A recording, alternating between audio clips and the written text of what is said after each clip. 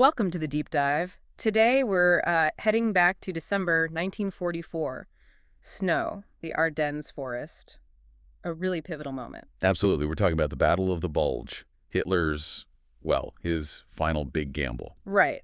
But we're not just focusing on the tanks and troops today. We're diving into a secret weapon, something our sources say actually changed the physics of warfare itself. That's not an exaggeration, really. We're talking about the proximity-fuzed. It was America's biggest secret at the time, arguably. More secret than the atomic bomb in some ways. Well, certainly in terms of deployment risk during the war itself, it wasn't just an incremental improvement for artillery. It genuinely changed the rules of engagement. And it was never supposed to be used on land. That's the key part. Right? Exactly. Strictly naval use only. So our mission today is to trace how this thing was invented, what it did, and crucially, how one unauthorized decision kind of threw the rule book out the window during the chaos of the Bulge. We've got some fascinating source material on the sheer scale of production, the effect it had when it was used, and the huge risks involved. And at the center of it all is this one guy, Colonel Oscar Alfred Axelson, facing an impossible choice. So the rule was absolute, Navy only, because if the Germans got their hands on a dud shell, yeah. If it didn't explode and they recovered it, well, the tech inside, these tiny components, that was the billion-dollar secret. Giving that away could have been catastrophic. It would have wiped out America's technological advantage literally overnight. But then you have the reality on the ground, the Ardennes.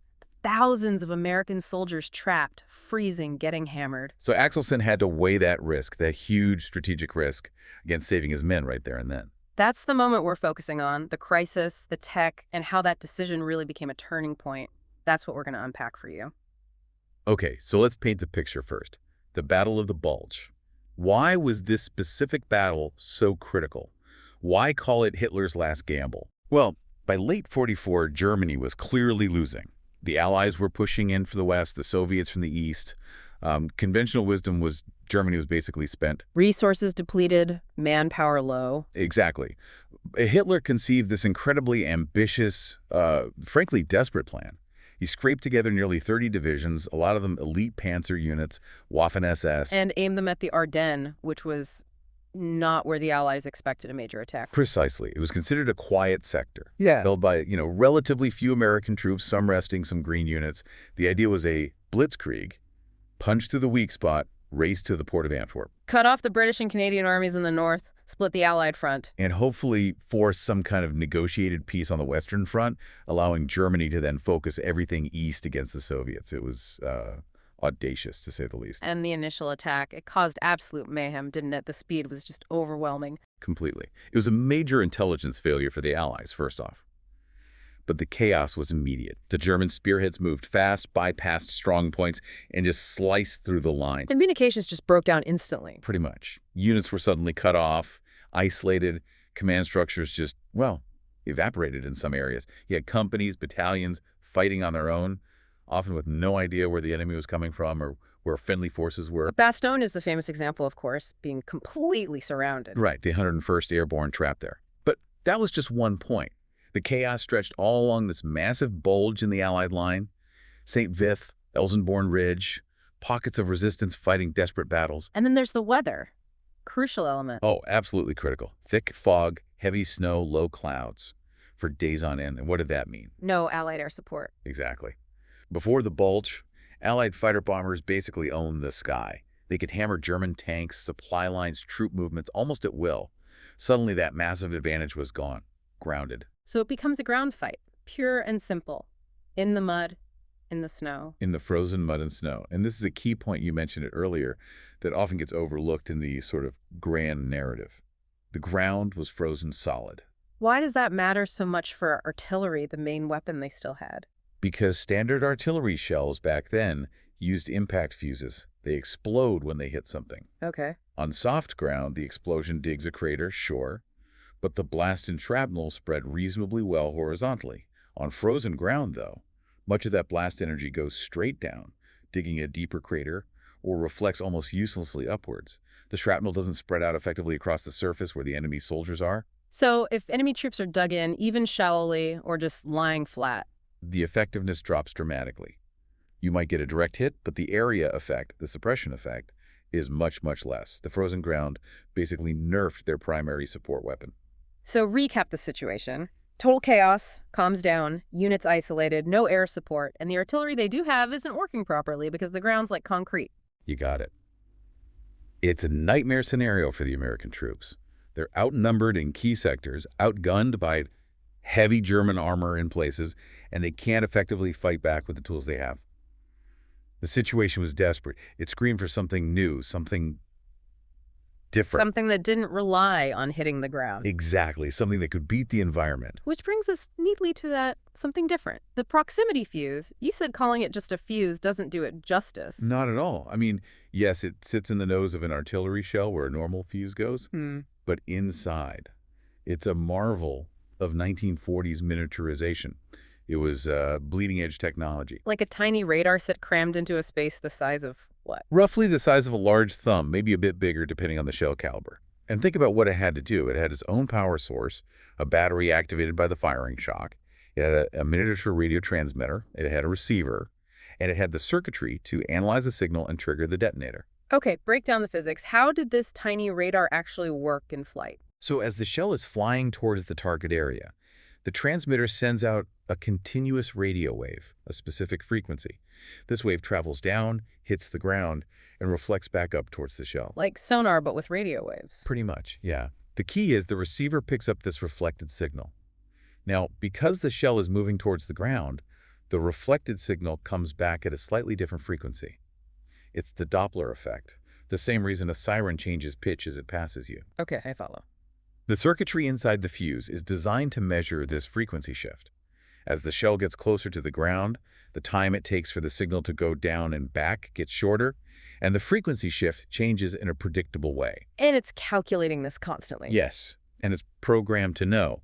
When the frequency shift reaches a certain value, corresponding to, say, 30 to 50 feet above the ground, that's the optimal height for an airburst. And at that precise moment, bang, it triggers the main explosive charge in the shell. So instead of hitting the ground and making a crater, the shell detonates in midair, directly above the target area. Imagine the difference. All that explosive energy, all that shrapnel, isn't wasted digging a hole.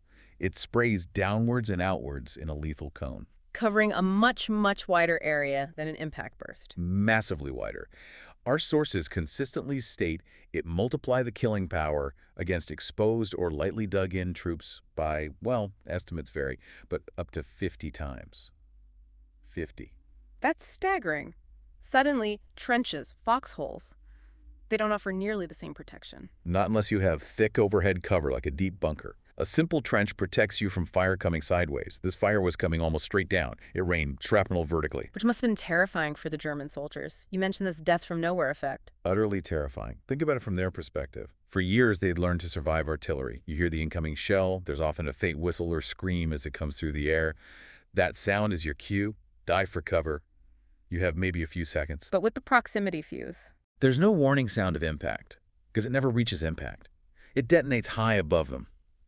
1 second, silence the next second. The air erupts in fire and steel fragments. they literally wouldn't know what hit them. Or where it came from. It seemed like the sky itself was exploding.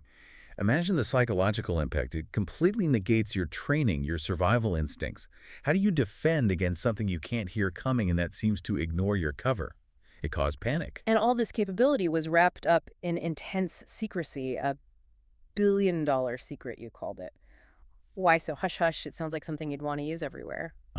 But the risk of capture was immense. It wasn't just the cost, though the R&D and setting up production was incredibly expensive, comparable to the Manhattan Project in complexity and secrecy, if not sheer scale. The real fear was the technology itself. The miniaturized electronics? Yes, those tiny rugged vacuum tubes, the circuits, the battery technology, the way it was all designed to withstand the incredible shock of firing. There was years ahead of anything the Germans or Japanese had. How much shock are we talking about? On firing, the components inside that shell experienced forces up to 20,000 times the force of gravity. 20,000 Gs. Just surviving that was an engineering miracle. And making it function as a radar after that shock. Exactly. If the enemy got their hands on a working fuse, or even a dud they could dissect, they could potentially copy the technology. They could skip years of painful R&D. Imagine German artillery suddenly having that capability against Allied troops during D-Day landings or later offensives, It would have been devastating. potentially war-altering. So knowledge of the fuse was restricted to an incredibly small circle. President Roosevelt, top generals like Marshall, key scientists at places like Johns Hopkins Applied Physics Lab where it was largely developed, and the industrialists involved in the secret production. That was basically it. The secrecy was absolute. Which makes the decision to use it on land even more dramatic. Absolutely. Which brings us right to Section 3. We've established the tech, the secrecy, and the hard and fast rule. Naval use only. Over water, where any duds would sink harmlessly, unrecoverable. A very clear, logical rule based on strategic risk assessment. Makes perfect sense in a planning room. But the Ardennes in December '44 wasn't a planning room. It was utter chaos. A crisis unfolding hour by hour. And Colonel Oscar Alfred Axelson is right in the middle of it. Yes, he's the artillery commander for 8th Corps, one of the main American formations getting hammered by the German offensive. He's not some detached general in a rear HQ. He's seeing the casualty reports flood in. He knows units are being overrun. Bastogne is surrounded. He knows his standard artillery isn't cutting it because of the frozen ground. Right. He's seeing his primary weapon being ineffective just when it's needed most. And he knows about the proximity fuse. More importantly, he knows there are stocks of these shells available nearby, likely earmarked for future naval operations or perhaps strategic reserves. So he has the solution sitting there, pallets of shells that could, theoretically, change the game on the ground. But using them is expressly forbidden, violates a direct, top-secret order. It's not just bending a rule, it's breaking one of the most critical security directives of the war. What was the personal risk for him? Court-martial? Worse? Oh, certainly court-martial, disgrace, end of career, but potentially worse. If his decision led to the technology being compromised, if a dud was recovered by the Germans because he authorized land use, well, accusations of aiding the enemy, however unintentional, wouldn't have been unthinkable in the post-mortem. The stakes were astronomically high for him personally. Yet he did it sometime in mid-December, right, as things got really bad. Correct. As the crisis deepened, Axelson made the call. He ordered the VT fuse shells. Variable time was the official designation to be distributed to his artillery batteries and authorized their use against ground targets. No higher permission sought, none given, just his decision. That's incredible nerve. Let's dig into that risk analysis again. What specifically inside that shell was so valuable beyond just miniature electronics? Okay, so the real gems were the vacuum tubes. These weren't off-the-shelf radio tubes. They had to be incredibly rugged. Early glass tubes just shattered instantly from the G-forces. So they needed new types of tubes. Yes, they developed special ceramic and metal tubes. And, crucially, the technique of potting. The entire delicate electronic assembly tubes, resistors, capacitors, wiring was encased in a solid block of wax or epoxy resin. Like setting it in jelly? Sort of, but a very dense, shock-absorbing jelly. This potting compound cushioned the components, distributing the immense forces of acceleration and the violent spin of the shell, preventing the tiny, delicate internal parts from shaking themselves to pieces. 20,000 Gs again. It's hard to even conceive of that force. It is. And the Germans hadn't solved that problem, not on this scale, not reliably. Recovering a potted fuse would show them how the Americans did it. It wasn't just the components, it was the manufacturing and assembly techniques too. Plus the actual radar circuitry design. Exactly. The specific frequencies used, the antenna design that could transmit and receive from within a spinning metal shell, the circuit that analyzed the Doppler shift, all of that was cutting edge. It would have given German scientists a massive shortcut, potentially allowing them to field their own airburst fuses much, much sooner. So Axelson wasn't just risking his career. He was gambling with a core piece of America's technological supremacy. He absolutely was. He weighed that abstract future risk against the immediate, concrete reality of his soldiers dying right now because their artillery wasn't effective. He chose immediate survival. It really underscores that idea of decisions made in the heat of battle, doesn't it? Not by committee, but by one person facing the sharp end. Precisely. It was an act of profound faith, too. Faith that the American engineers had built these things so well that they would detonate reliably in the air, minimizing the chance of duds falling into enemy hands. He bet on American ingenuity holding up under pressure. And did it hold up? Let's talk about the impact. Section 4. Those first shells go off over the German lines. What happened? The accounts are dramatic. Even the American artillery crews, who obviously knew they were firing something new, were reportedly stunned. They were used to seeing shells hit the ground, throw up dirt and smoke. But this was different. Completely different. Suddenly, there were these intense flashes in the air, dozens of feet above the ground. Like, as one source put it, the air lit up like a storm. A man-made lightning storm blooming directly over the enemy positions. Must have been an eerie sight. And utterly devastating for the Germans underneath. Remember that downward cone of shrapnel? It just rained metal. Bypassing their usual cover. Exactly. Trees offered little protection. The shrapnel sliced through branches. Foxholes were suddenly death traps unless they had sturdy overhead logs. Helmets, designed for glancing blows or fragments from the side or below, were vulnerable from above. Light vehicles, half-tracks, could be riddled. So German attacks just stopped. Formations broke up. Instantly. Reports describe advancing German infantry formations just collapsing, melting away in seconds. It wasn't just casualties. It was the shocking confusion. They didn't know what was happening or how to react. You mentioned entire Waffen-SS battalions vanishing under invisible fire. That sounds almost like hyperbole, but maybe it wasn't. Given the context, probably not much.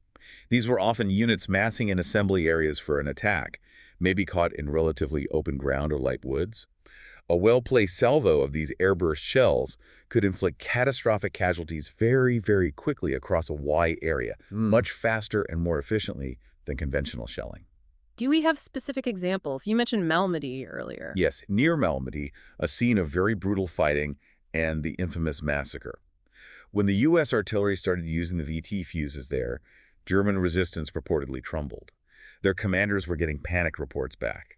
Troops thought it was a new type of gas or maybe giant mortars they couldn't locate. They refused to advance into it. It broke their morale as much as their bodies. And General Patton saw something firsthand. He did. Patton, who was leading the Third Army's charge to relieve Bastogne, witnessed a specific artillery strike using the proximity fuses along the Sauer River. His own report, or accounts attributed to him, stated that a single concentration of fire killed something like 702 German soldiers almost instantaneously. 700 from one artillery mission. That's the reported number. Think about the efficiency. That might previously have taken hours of bombardment, hundreds or thousands of conventional shells. Now, maybe a few dozen VT-fused shells achieved the same, or better, result in minutes. This had huge implications for ammunition supply, which was critical during the Bulge. Less ammo needed for the same effect. Exactly. And that brings us to Bastogne itself. The defense there is legendary, but the proximity fuse played a vital role. How so? The 101st was surrounded low on supplies. But they had their artillery support, specifically the 463rd Parachute Field Artillery Battalion. And once Axelson authorized the use, they started getting shipments of these VT-fused shells, likely airdropped later on when the weather cleared, or maybe some got through with Patton's relief columns. And they used them to break up German attacks. Devastatingly so. The Germans launched repeated attacks, often at night, trying to crack the Bastogne perimeter. The 463rd used the airburst to literally light up the battlefield, catching the attackers in the open, shredding their assaults before they could even get close. They became known as the saviors of the surrounded defenders, in large part due to this technology. It was a force multiplier for the besieged garrison. Wow, so Axelson's gamble paid off spectacularly on the battlefield. Massively. And the ultimate validation came later, from the very top. General Eisenhower, Supreme Outthink Commander, his quote about it is chilling. Remind us what he said. He reflected, had the Germans possessed this weapon, first D-Day might have been impossible. That's profound. He's not just talking about the Bulge. He's saying the entire Normandy invasion might have failed. That's the implication. Imagine those airbursts over the landing fleets over the packed beaches. Omaha Beach was a near-run thing as it was. Add proximity-fused German artillery raining shrapnel down. It's horrific to contemplate. It could have shattered the invasion force before it even got ashore properly. So Axelson's decision, that single unauthorized act, it didn't just help win the Battle of the Bulge. In hindsight, it might have protected the entire Allied victory strategy in Europe. It certainly seems that way. It preserved a crucial technological advantage in a moment it was desperately needed, both tactically and, as Eisenhower implied, strategically. But, focusing only on Axelson and the gunners misses a huge part of the story. The reason Axelson could make that decision, the reason those shells existed in quantity, comes down to this incredible secret effort back home. Section 5. The invisible soldiers of science and industry. Right. This wasn't some boutique weapon made in a lab. This was mass production on an epic scale, all under wraps. Phenomenal scale. Over 100 different companies were involved. Big names, small workshops. Coordinated by the NDRC, the National Defense Research Committee. Right. but it was compartmentalized. So the company making the tiny batteries didn't know they were for a radar fuse. The one making the antenna didn't know the final application. Exactly. Extreme secrecy. A factory in New Jersey might be making one component, another in California making something else. They just had specifications, part numbers. Very few people knew the whole picture. This network spanned the entire country. And the numbers are just mind-boggling. Right. You said nearly 200,000 fuses produced before the Bulge even started. That's the figure often cited. Nearly 200,000 of these complex miniature radar sets ready to go by December 1944. That represents an immense industrial achievement in itself, especially for such a novel technology. And during the crisis, they ramped up even more. Oh yeah, factories went to 247 operation. At the peak, they were reportedly churning out something like 40,000 fuses per day. 40,000 a day. That's industrial might on a different level. It really shows what American industry was capable of when mobilized. Inventing it was one thing, mass producing it reliably under wartime conditions and secrecy was another challenge altogether. Let's go back to that engineering challenge inside the factories. We talked about the G-forces, the potting compound. What was it like for the workers assembling these things? It must have been incredibly painstaking work. We're talking about components smaller than anything most people had ever worked with. Tiny vacuum tubes, hair-thin wires, resistors and capacitors the size of grains of rice. Assembled by hand. Largely, yes. Often by women, who were found to have the necessary dexterity for this kind of fine assembly work. Soldering these minuscule connections, carefully placing components before the potting compound was poured in, all without knowing exactly what this complex little device was ultimately for. Just told it was a vital war component, presumably. Presumably. They knew it was important in secret, but not what it did. And the quality control had to be rigorous. Each fuse contained essentially a tiny brain. That brain had to survive a launch, function perfectly in flight, detect the ground at the right height, and trigger the explosion. Failure wasn't really an option, especially given the secrecy concerns about duds. Every single one had to work. That was the goal. Reliability was paramount. They developed specialized testing equipment, centrifuges to simulate the G-forces, environmental chambers to test performance in heat, cold, humidity. It was a massive scientific and industrial undertaking running in parallel with the combat operations. So when Colonel Axelson made his decision, he wasn't just relying on his own judgment. He was relying on the unseen work of tens of thousands of people back home, trusting that they had built these things right. Absolutely. Yeah. His gamble was predicated on their success. The scientists who designed it, the engineers who figured out how to make it rugged, the factory workers who assembled it with such precision, they were all part of that moment in the Ardennes, even though they were thousands of miles away. It connects the home front directly to the cutting edge of the battlefield in a very tangible way. It really does.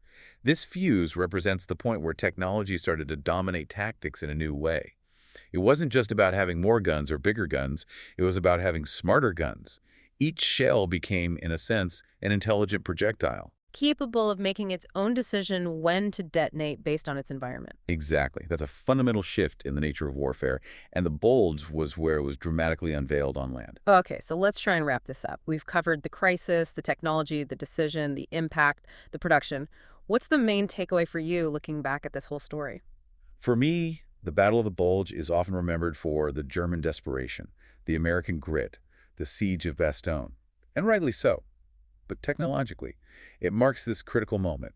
It's where, as one source strongly suggests, you really see machines outthinking men on a tactical level. The Germans used classic tactics, surprise, mass, maneuver, but they were ultimately confounded by a piece of engineering. Precisely. An engineering solution that overcame the physical limitations of the battlefield, the frozen ground, the cover, and the psychological limitations of the soldiers facing it. It demonstrated that technological superiority could, in some cases, trump traditional military doctrine. And underpinning that technology was Colonel Axelson's incredibly risky, unauthorized decision, made in the thick of it under snow and silence, as our material puts it. That human element is crucial. His choice didn't just help win a battle. It validated technology that reshaped artillery and arguably foreshadowed the era of precision-guided munitions. It really did change the physics of warfare, as we said at the start. It preserved America's edge and slammed the door on Hitler's last real hope in the West. Definitely. It was a convergence of innovation, industrial power, and battlefield necessity, all triggered by one commander breaking the rules. So maybe here's a final thought for you, the listener, to consider as we close out this deep dive. We tend to think of history, especially military history, as being shaped in high command meetings by grand strategies debated by generals and politicians. The big top-down decisions. Right. But how often, really, are the most pivotal moments, the ones that genuinely change the course of events, driven not by committee consensus, but by a single individual, someone relatively unknown, maybe, like a colonel in the snow, facing an impossible situation and choosing to break the established rules, risking everything because the immediate reality demanded it? It does make you wonder about the role of calculated disobedience or maybe inspired initiative in moments of extreme crisis. When does following the rules become the wrong decision? Something to think about. This has been The Deep Dive.